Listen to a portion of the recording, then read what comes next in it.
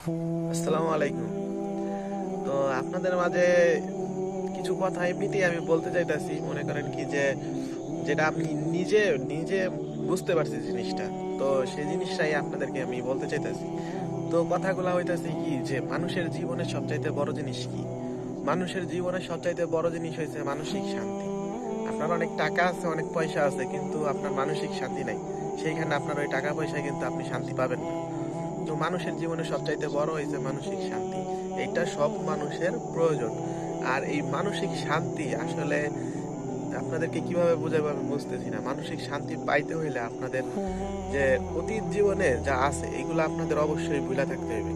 আসলে কে আমার সাথে কখন খারাপ ব্যবহার করছে, কে আমাকে কষ্ট দিয়ে কথা বলছে, কার সাথে আমার ওই দিন ঝগড়া হয়েছে, এসব আসলে মনে রাখলে আপনি কোনো সময় মানসিক শান্তি পাইবেন না। তো আমি জানি না, আল্লাহর অনেক রহমত যে আমি এইগুলা কিছুই মনে রাখতে পারি না। আমার কেন যেন মনে হয় আমি একা একাই সবকিছু ভুলা যাই।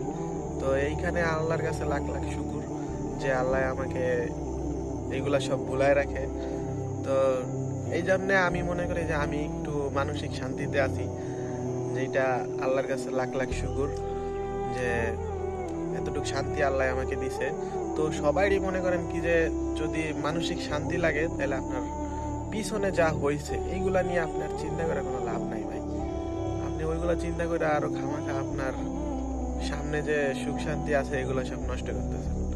আসলে এগুলা আপনি যত দ্রুত ভুলে যেতে পারবেন আপনার জন্যই ভালো ভাই। তো সবাই আমরা এই কাজটা করি যে আমাদের পিছনে যা হয়েছে না হয়েছে, কে আমাকে কষ্ট দিছে না দিছে ভাই, এইগুলা মনে রেখেন। আপনি সবাইকে মাফ করে দেন, আপনাকে আল্লাহর পক্ষ থেকে আপনি নিজেই মাফ পেয়ে যাবেন এক সময়। তো সবাইকে অনেক অনেক ধন্যবাদ এত কষ্ট করে আমার কথাগুলো শোনার জন্য।